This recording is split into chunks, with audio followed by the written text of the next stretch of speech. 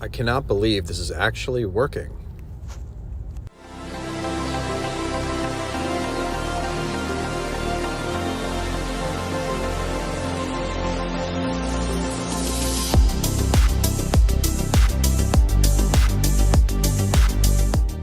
So I've always wanted to build a car from scratch. This is the typical way that most people do, is with section cuts, kind of like you see in the picture. I tried to do this with a McLaren P1. I ran into a lot of issues like windshield and taking 2 years plus to sand, and it was just too time consuming, and I abandoned that project. Here is the 3D model of the Terzo Millennio. I had the 3D model made for me by a girl from Peru. She is a master in this Pepakura style 3D modeling, and basically what it is you take a 3D model and you unfold it into flat pieces, and the whole thing came together in my head when I saw the Terzo Millennio.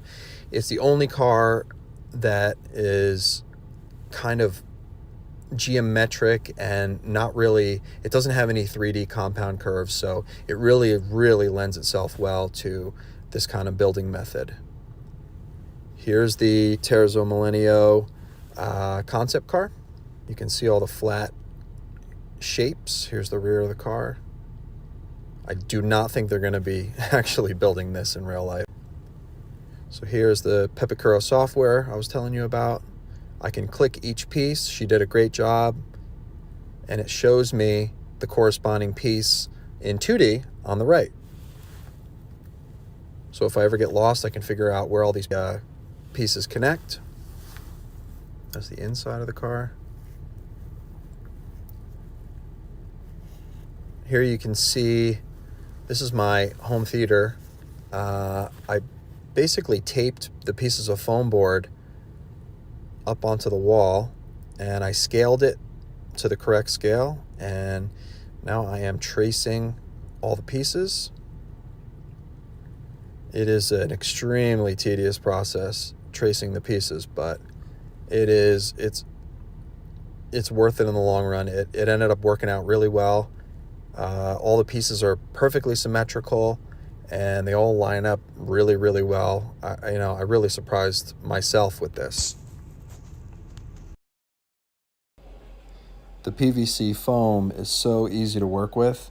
You can see the razor sharp lines, and it cuts so easily with just an X-Acto knife. You just score it, and you just break it apart. Here's the lower half of the front clam put together in my house during a snowy day. It went together really easily. All the parts lined up great. I couldn't be happier with how that went. Now you can see a little more progress on the front clam. I moved the whole thing into a heated section of my garage, my paint booth, which is a 10 by 10 space, and it's kind of cramped, but I'm able to, keep warm and start using the resins and the laminating. You can see everything is symmetrical, everything is clean. Really not a lot of prep work before the carbon goes on. You can see there I laid one layer of 5.7 ounce carbon on the side just as a test, and it worked great. I also wanted to do it to reinforce everything and kind of hold everything together before I started laminating other parts of it. You can see how crazy complex the inside, or the side you don't see, of the clamshell. Here I'm using different types of reinforcements like chop strand mat, polyester resin. I'm experimenting with all different things to keep the cost down, but weight really isn't an issue because this car is not going to be a real performance car. It's just going to be a show car, street car type thing. So you can see I got some air bubbles in the fiberglass tape there.